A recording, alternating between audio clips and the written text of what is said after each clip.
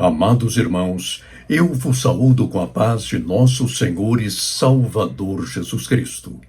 Nesta oportunidade, sempre com a ajuda de Deus, trataremos do seguinte tema: Bíblia e ciência. Conflitos ou harmonia? Querido obreiro, não se esqueça de algo sumamente importante. A Bíblia Sagrada não é um simples ou mero livro.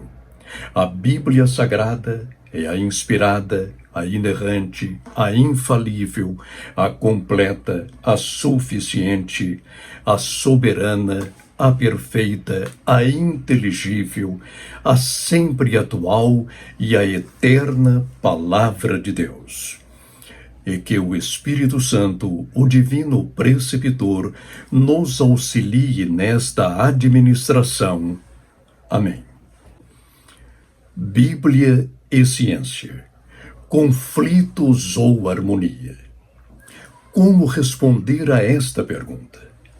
Respondamo-la com a simplicidade que a Bíblia Sagrada requer de todos os que a leem. Portanto, entre as Escrituras e a verdadeira ciência não há conflito algum. Mas entre a inspirada, inerrante e infalível Palavra de Deus e a ciência falsa e já falsificada, há conflitos, embates e muitos estranhamentos. Tal dialética inexistia até o chamado século das luzes, que tantas trevas espraiou sobre a inteligência humana. Aliás, não carecemos retroceder tanto. Levemos em conta que até o século XIX ainda era possível um relacionamento saudável, útil e producente entre a Bíblia e a ciência, tal qual Deus, ao legá-la ao homem, confiou a Adão, nosso protogenitor. Atentemos ao texto sagrado. E criou Deus o homem à sua imagem, a imagem de Deus o criou. Macho e fêmea os criou. E Deus os abençoou, e Deus lhes disse: frutificai e multiplicai-vos, e enchei a terra e sujeitai-a. E dominai sobre os peixes do mar, e sobre as aves dos céus, e sobre todo o animal que se move sobre a terra. Gênesis capítulo 1, versículos 28 e 29. Nesta passagem sagrada, não temos apenas um mandato cultural. Além de uma alegação referente à cultura, há também outra concernente à ciência. Assim sendo, afirmamos que Deus, ao criar o ser humano do pó da terra, fê-lo tanto teólogo quanto cientista. Logo, nosso relacionamento com o Criador e com a sua criação tem de ser perfeito, harmônico e produtivo. Mas por que hoje há tantos confrontos entre a fé bíblica e a ciência? Busquemos uma resposta que, se amparada nas Escrituras, não será complexa. Tópico 1.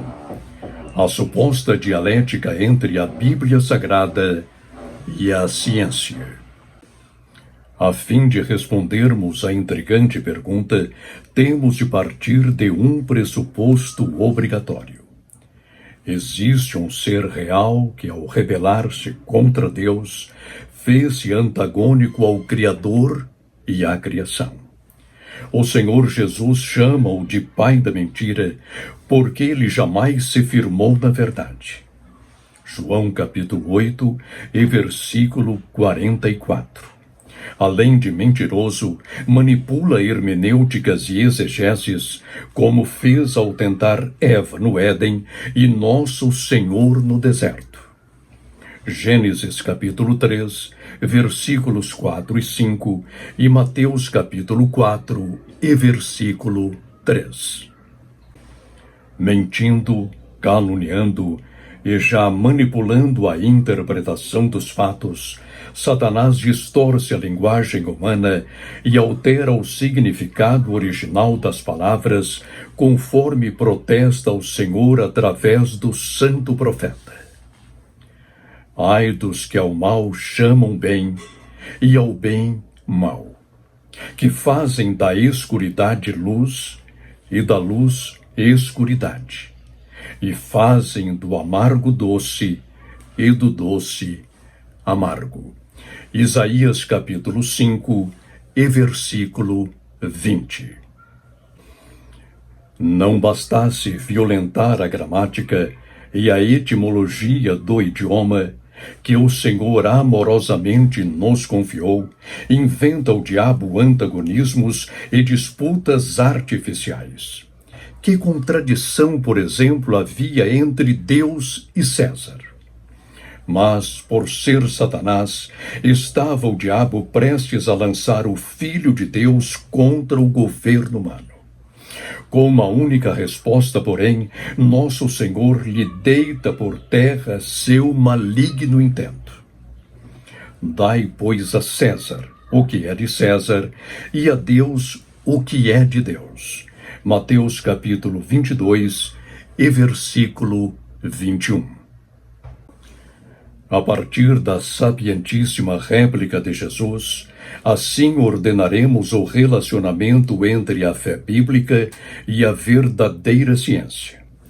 Reconheçamos, antes de tudo, a presença real e soberana de Deus, nosso maravilhoso Criador e mantenedor amoroso. Já cônscios de sua realidade, trabalhemos metódica e cientificamente a criação, com o intuito de conhecê-la, explorá-la de forma racional e sustentável e dela tirar o nosso sustento. Outro sim, não tenhamos a criação como se for em si uma divindade. Não o é.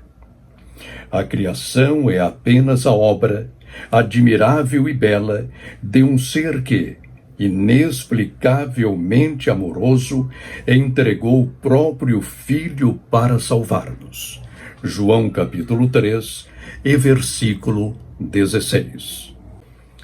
Feitas essas considerações, examinemos o relacionamento da Bíblia Sagrada com a ciência. Que o Senhor nos ajude através de seu Espírito Santo. Tópico 2. A criação dos céus e da terra. Segundo a teoria do Big Bang, o universo, como hoje o conhecemos, teve início há quase 14 bilhões de anos. Nesse hipotético passado, o átomo primordial, aquecendo-se além de seus limites, expandiu-se até explodir-se em sóis, estrelas, planetas e outros corpos celestes. Quanto teria durado o Big Bang? Minutos, segundos ou algum átimo desprezível de tempo? Seja como for, não posso acreditar nessa teoria que mais parece fábula que ciência. Se me submeto a esse mito, jamais lograrei o repouso que minha alma tanto anseia. Seria aquele imaginado átomo primordial a partícula de Deus? Onde buscar a origem do universo? Na hipotética partícula ou na real e comprovada Palavra de Deus? Como discípulos de Jesus Cristo, nosso amado Senhor, firmaremos a nossa fé nas Escrituras. Eis o que escreve o santo apóstolo quanto à gênese do que vemos e do que ainda não podemos nem devemos ver. Atenção! Pela fé entendemos que os mundos pela palavra de Deus foram criados, de maneira que aquilo que se vê não foi feito do que é aparente.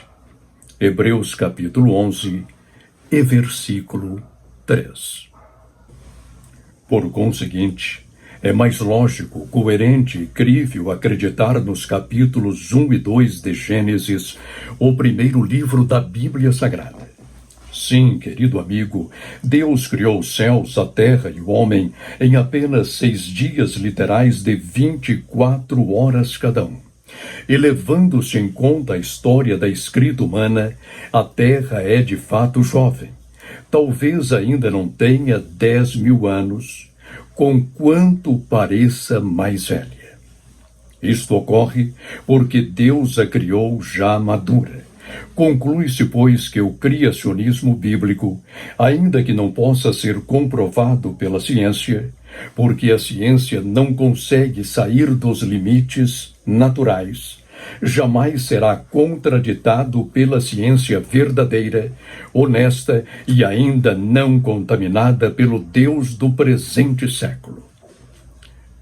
Quanto a mim, acho mais plausível acreditar no Gênesis do que nessa tal partícula. Afinal, se ela existiu, quem a criou?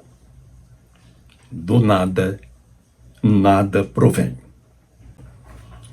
Tópico 3.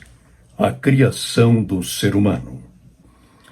Antes de tudo, tenhamos em mente que o evolucionismo não é uma ciência, porque jamais passou de uma teoria mal explicada, fantasiosa e inconvincente. Se fosse ao menos teoria científica, possuiria leis sistematicamente organizadas. Apesar da habilidade literária de seus proponentes, está muito longe desse rigor metodológico. Assim sendo, não podemos acreditar que o ser humano haja provindo de um longo, tedioso e incrível processo evolucionista. O evolucionismo é mais ficção que ciência. Hoje não passa de falácia tida como verdade absoluta. Usam-na para atacar e destruir o criacionismo bíblico. Como discípulos de Jesus Cristo, nosso divino Senhor, acreditamos que Deus formou o homem do pó da terra no 6º dia de sua criação. Ele o fez de maneira pessoal e imediata, conforme lemos na Bíblia Sagrada.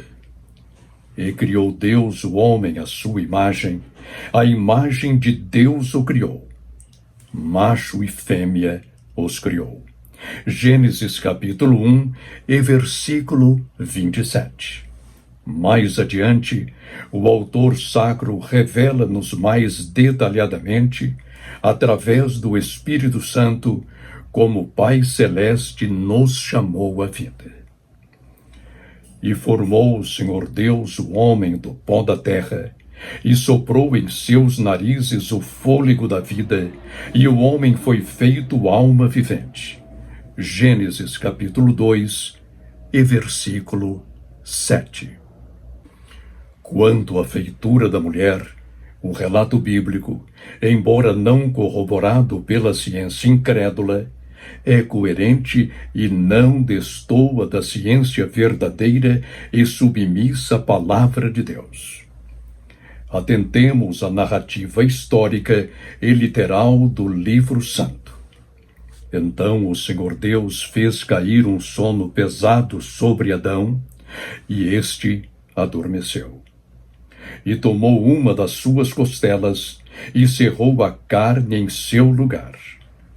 E da costela que o Senhor tomou do homem, formou uma mulher, e trouxe-a a Adão. Gênesis capítulo 2, versículos 21 e 22. Temos nesta passagem não um conto de fadas, mas os seguintes procedimentos médicos: a aplicação de anestesia, o sono profundo de Adão, uma cirurgia bem-sucedida, a extração de uma de suas costelas, uma intervenção plástica, o enxerto de carne no lugar da costela extraída. E, finalmente, uma complexa e admirável engenharia genética. Com o material nobre da costela de Adão, células troncos perfeitíssimas, o Senhor sabiamente criou a mulher. Sim, ele criou a mulher, não um clone de Adão. Assim temos a humanidade. Portanto, em quem acreditar? No evolucionismo ateu ou no coerente e crível criacionismo bíblico? Não queiramos, pois, misturar ambas as posições. São irreconciliáveis. Cuidado com o chamado evolucionismo bíblico. Tal engenho não passa de blasfêmia. Então, creiamos na historicidade do Gênesis, da Bíblia Sagrada, a inspirada, a inerrante e infalível Palavra de Deus. Tópico 4. Sexo binário ou gêneros infinitos. Afinal, quantos gêneros existem? Se a pergunta refere-se à língua portuguesa, temos apenas 2 gêneros, o masculino e o feminino. Assim determina a nossa gramática. No entanto, se a indagação enfoca o ser humano, homem e mulher, temos de usar as palavras adequadas e próprias, a fim de, adequada e propriamente, formular a questão. Logo, apresentemo-la, pois, de maneira correta. Quantos sexos há na espécie humana? A resposta será binária. Apenas 2, masculino e feminino. Conquanto haja os mais variados comportamentos sexuais que, contrariando os preceitos bíblicos, buscam reafirmar-se ideologicamente, jamais poderemos desconstruir o que Deus arquitetou, construiu e muito bem solidificou. Quanto à binaridade sexual do ser humano, a Bíblia é claríssima. E criou Deus o homem à sua imagem. A imagem de Deus o criou. Macho e fêmea os criou. Gênesis capítulo 1 e versículo 27.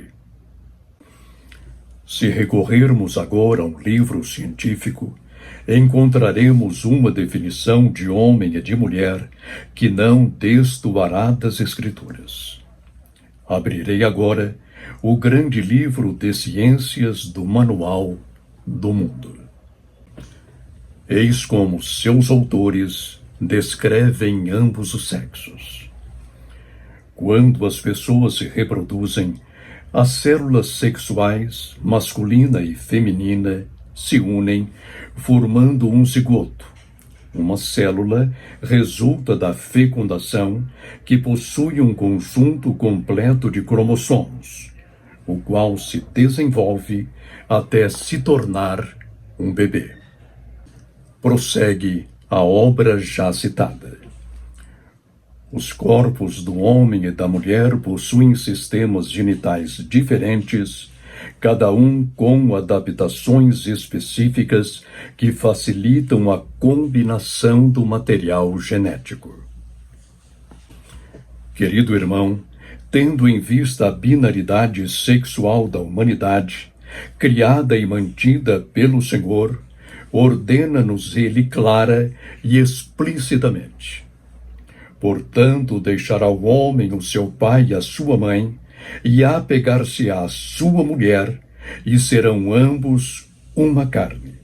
Gênesis capítulo 2 e versículo 24.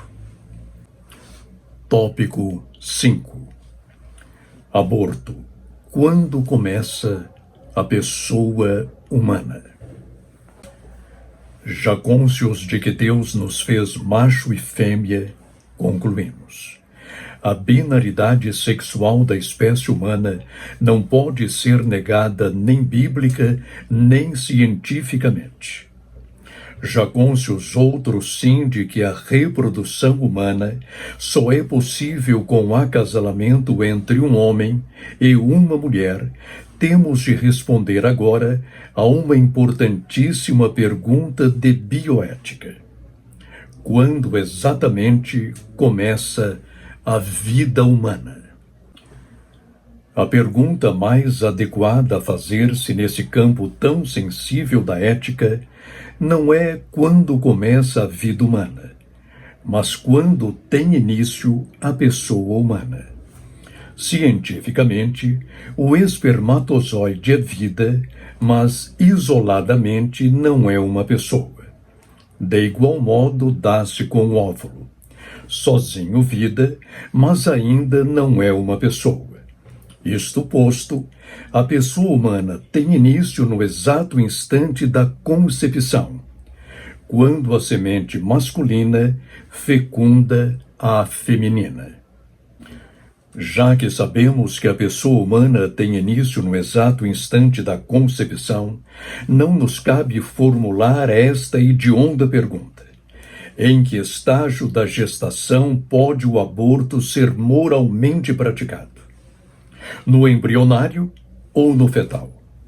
Com o intuito de responder a esta indagação com segurança, buscaremos a ajuda de um dos maiores médicos da era apostólica. Eis como o evangelista e historiador Lucas narra o encontro de Maria com a sua prima Isabel. E naqueles dias, levantou-se Maria, foi apressada às montanhas, a uma cidade de Judá, e entrou em casa de Zacarias e saudou a Isabel. E aconteceu que, ao ouvir Isabel a saudação de Maria, a criancinha saltou no seu ventre. E Isabel foi cheia do Espírito Santo e exclamou com grande voz e disse: Bendita és tu entre as mulheres, e é bendito o fruto do teu ventre. E de onde me provém isso, a mim, que venha visitar-me a mãe do meu Senhor? Pois eis que ao chegar aos meus ouvidos a voz da tua saudação, a criança saltou de alegria no meu ventre. Bem-aventurada a que creu, pois hão de cumprir-se as coisas que da parte do Senhor lhe foram ditas. Lucas capítulo 1, do versículo 39 ao 45. Conclui-se, pois, que tanto Jesus embrionário quanto o João Batista fetal já eram pessoas cônscias de sua existência. Portanto, tirar-lhes a vida, quer no primeiro, quer no segundo estágio de gestação, constituiria uma violação do mandamento divino: não matarás. Êxodo capítulo 20, versículo 13. Aliás, perante a presciência do Pai Celeste, o ser humano é uma pessoa antes mesmo de sua concepção, conforme escreve Jeremias. Assim veio a mim a palavra do Senhor, dizendo: Antes que eu te formasse no ventre, eu te conheci. E antes que saísses da madre, te santifiquei, e as nações te dei por profeta. Jeremias capítulo 1, versículos 4 e 5. Além disso, conscientizemo-nos de algo grave. O Senhor Deus, posto ser o dador e mantenedor da vida, acompanha cada gestação humana de conformidade com o cântico de Davi. Os meus ossos não te foram encobertos, quando no oculto fui formado e entretecido como nas profundezas da terra. Os teus olhos viram o meu corpo ainda informe, e no teu livro todas estas coisas foram escritas, as quais iam sendo dia a dia formadas, quando nem ainda uma delas havia. Salmo 139, versículos 15 e 16. Tópico 6. Realizações científicas da Bíblia. A Bíblia não é um livro científico, nem tem a obrigação de sê-lo. No entanto, ela jamais contraditou a verdadeira ciência, nem a ciência verdadeira, por seu turno, jamais veio a contraditá-la. Afinal, quem a inspirou, o Criador de quanto existe, deixou em sua criação as leis básicas e fixas que maravilhosamente tornaram a ciência possível. Portanto, as leis da física, da química e da biologia, por exemplo, não mudaram com o transcorrer dos séculos e dos milênios. Caso contrário, os cientistas, em cada era da história, teriam de começar do zero toda vez que se pusessem a explorar a criação divina.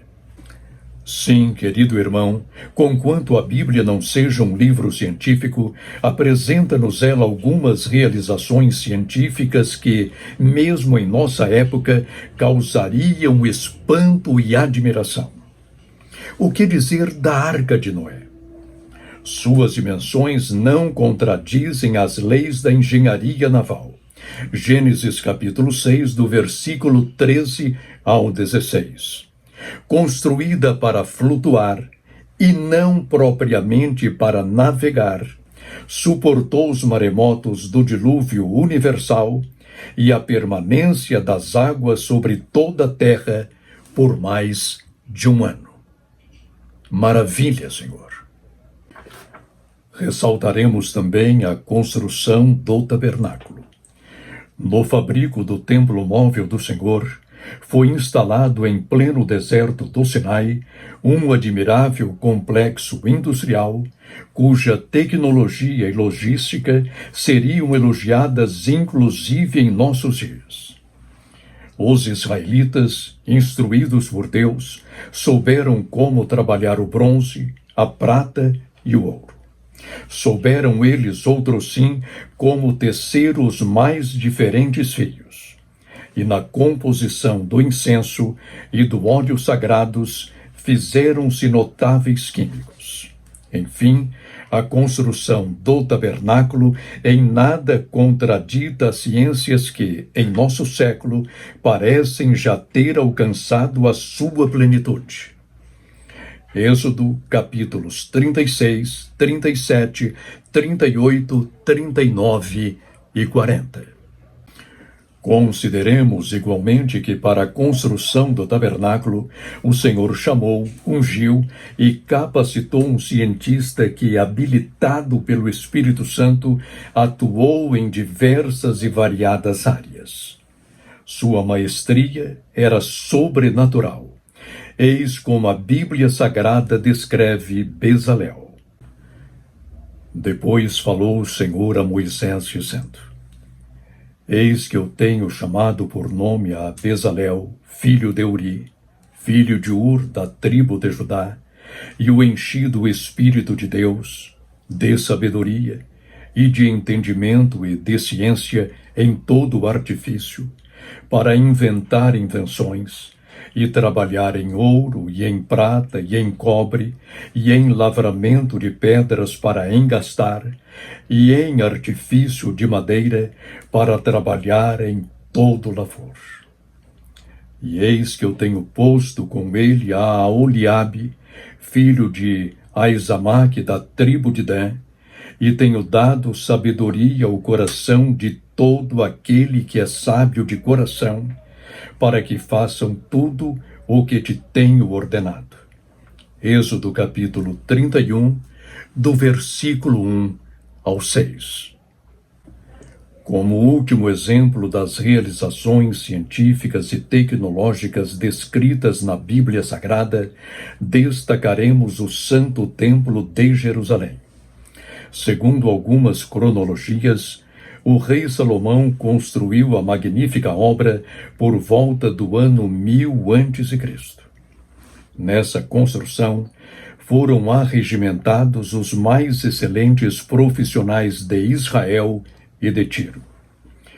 Segundo livro das Crônicas, capítulo 2. Tão magnífica e bela obra perduraria por 4 séculos, 400 anos. Não fora o pecado do reino de Judá, teria ela chegado aos nossos dias. Mas por causa da apostasia da casa de Davi e de seus súditos, o Senhor a destruiu no ano 586 a.C., através dos babilônios. Diante de tais exemplos, como podemos taxar a Bíblia de anticientífica? Os santos profetas e apóstolos de nosso Senhor, inspirados, iluminados e dirigidos pelo Espírito Santo, eram homens sábios, capacitadíssimos e não ignoravam os segredos da criação, pois tinham uma estreita comunhão com o Criador. Sim, eram eles excelentes teólogos e não menos excelentes cientistas. Conclusão. Ao exaltar a pessoa divina de Jesus, nosso amado Senhor, afirma o apóstolo Paulo que nele estão escondidos todos os tesouros da sabedoria e da ciência. Colossenses capítulo 2 e versículo 3. Sendo Cristo a plenitude de todo saber e de toda ciência, foi crucificado num engenho científico, bastante simples, mas dolorosamente eficaz, para salvar-nos de nossos pecados. Sim, um modelo de cruz, na qual foi morto o eterno Filho de Deus, levou quase 1 milênio para ser aperfeiçoado. Ele morreu por mim e por você, querido amigo. Sim, querido amigo, somente a cruz de Cristo é capaz de salvar o douto e o indouto, o rico e o pobre, o grande e o pequeno, o ilustre e o desconhecido. Eis o que o apóstolo Paulo declara sobre a cruz. Porque a palavra da cruz é loucura para os que perecem, mas para nós que somos salvos é o poder de Deus. Porque está escrito: destruirei a sabedoria dos sábios e aniquilarei a inteligência dos inteligentes. Onde está o sábio? Onde está o escriba? Onde está o inquiridor desse século? Porventura não tornou Deus louca a sabedoria deste mundo? Visto como, na sabedoria de Deus, o mundo não conheceu a Deus pela sua sabedoria, aprove a Deus salvar os crentes pela loucura da pregação. Porque os judeus pedem sinal, e os gregos buscam sabedoria. Mas nós pregamos a Cristo crucificado, que é escândalo para os judeus e loucura para os gregos. Mas, para os que são chamados, tanto judeus como gregos, lhes pregamos a Cristo, poder de Deus e sabedoria de Deus. 1 Coríntios capítulo 1, do versículo 18 ao 24. Jesus Cristo é a única esperança. Sim, amigo, receba-o hoje mesmo como seu único e suficiente Salvador. Nosso Deus e nosso Pai, Criador dos céus, da terra, e inspirador da Bíblia Sagrada, tua inerrante, infalível, suficiente, completa, soberana, perfeita, inteligível, sempre atual e eterna palavra. Dou-te graças, ó Deus, pela Bíblia Sagrada, pela tua palavra, mais alta que a filosofia, mais alta que a ciência. ela não contradiz, Senhor, a verdadeira ciência, porquanto a ciência verdadeira provém de ti. Fizeste-nos, ó Deus, teólogos e cientistas. Teólogos, entramos em contato contigo, desfrutamos da tua doce comunhão. Cientistas, colocaste-nos aqui no mundo para explorarmos a criação, para conhecer todas as obras das tuas mãos. Muito obrigado, Senhor. Mas a maior sabedoria está na morte, ressurreição e ascensão de nosso Senhor Jesus Cristo. Agradeço-te, ó Deus, por tua palavra. Em nome de Jesus, Verbo teu, verdadeiro homem e verdadeiro Deus. Amém.